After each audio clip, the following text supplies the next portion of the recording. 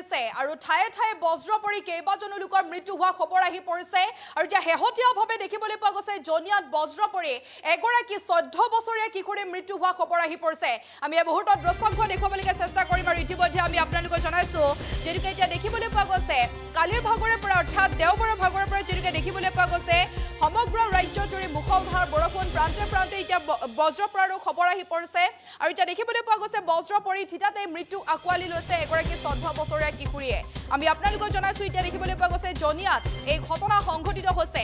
জনিয়াত সত্ৰ মইনবৰীত বজ্ৰ পৰি সফেৰ আলীৰ জীয়ৰী নুৰেজা খাতুনৰ মৃত্যু হৈছে বুলি ইতিমধ্যে জানিব পৰা গৈছে আৰু নুৰেজা খাতুনৰ মৃত্যুৰ লগে লগে সমগ্ৰ অঞ্চল জুৰি এতিয়া হুকৰ চাই বিৰাজ কৰিছে আমি আপোনালোকক জনাইছো খবৰ আৰু এতিয়া আমি আপোনালোকক দৃশ্য দেখুৱাইছো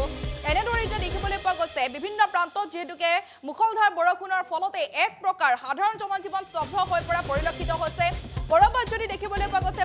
প্ৰকাণ্ড গছ উভালি পৰি যাতায়াত ব্যাহত হৈ পৰিছে কৰবাত আকৌ বিদ্যুতৰ খুঁটা উভালি পৰিছে আৰু শেহতীয়াভাৱে এতিয়া দেখিবলৈ পোৱা গৈছে বজ্ৰ পৰি কেইবাজনো লোকৰ মৃত্যু হৈছে ঠায়ে ঠায়ে আৰু এতিয়া আমি আপোনালোকক জনাইছো যে এতিয়া জনিয়াত দেখিবলৈ পোৱা গৈছে সত্ৰ মইনবৰীত বজ্ৰ পৰি সফেৰ আলীৰ জীয়ৰী নুৰেজা খাতুনৰ মৃত্যু হৈছে বুলি জানিব পৰা গৈছে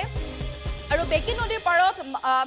পিতৃ মাতৃৰ লগত গৰু ঘৰলৈ আনি থকাৰ সময়তে বজ্ৰ পৰি ইতিমধ্যে এই কিশোৰীগৰাকীয়ে মৃত্যুক আকোৱালি লৈছে বুলি জানিব পৰা গৈছে আৰু বৰভিঠা উচ্চতৰ মাধ্যমিক বিদ্যালয়ত নৱম শ্ৰেণীত অধ্যয়নৰত আছিল এই ছাত্ৰীগৰাকী আৰু ছাত্ৰীগৰাকীৰ মৃত্যুত এতিয়া অঞ্চলজুৰি হুকৰ চাই বিৰাজ কৰিছে আৰু অসম চৰকাৰলৈ ছাত্ৰীগৰাকীৰ পৰিয়ালক এককালীন সাহায্য দিবলৈও স্থানীয় ৰাইজে কাটৰ অনুৰোধ জনাইছে মন্তব্য আছে আমাৰ হাতত সেয়া আমি আপোনালোকৰ মাজত লৈ আহিছোঁ আজি দুপৰীয়া মানত এই যে ধুমুহা বৰ্ষণৰ নিচিনা বিজুলীৰ ঢেৰেকনি পৰি আছিল সেই সময়ত ছোৱালীজনী তাইৰ মাক তাইৰ খুৰাক এই তিনিজনে ঘৰৰ গৰুখিনি পথাৰত চৰিবলৈ দিছিল গৰু আনিবলৈ গৈছিল আগত সিহঁতৰ মাক আৰু খুৰাক আহিছে কিন্তু পিছফালত হঠাৎ মানে বিজুলীৰ ঢেৰেকনি মাৰাত তাই ছোৱালীজনী পৰি গ'ল পিছফালে ঘূৰি চাই দেখা পায় ছোৱালীজনী মাটিত বাগৰি আছে ওচৰত গৈ দেখা পায় অলৰেডি তাইৰ ওপৰত মানে বিজুলী ঢেৰেকনি মানে বজ্ৰপাত পৰিলে পৰিছে যে সফালৰ এইটো ছাইড পুৰি গৈছে চুলিখিনি সহ পুৰি গৈছে ছোৱালীজনীৰ নাম হৈছে নুৰেজা খাতুন তাইৰ বয়স 14 বছৰ পাৰ হ'ব ক্লাছ 9ত পঢ়ি আছে গাঁওখনৰ নাম সত্ৰ মইনবৰী দেউতাকৰ নাম সফেৰ আলী চৰকাৰক কি আহ্বান জনাম পৰিয়ালটো দুখীয়া পৰিয়াল দেউতাকে হাজিৰা কৰি খায়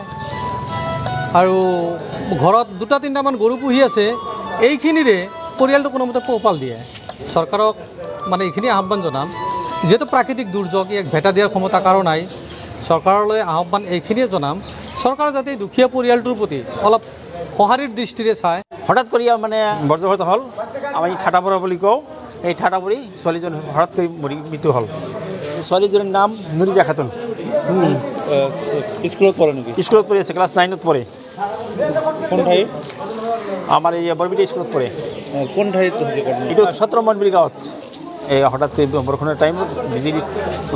বজ্ৰপাত হ'ল বজ্ৰপাত হোৱাৰ লগে লগে ডেথ হ'ল মৃত্যুবৰণ হ'ল এই দেউতাৰ নাম আছিল সফেৰ আলী আজি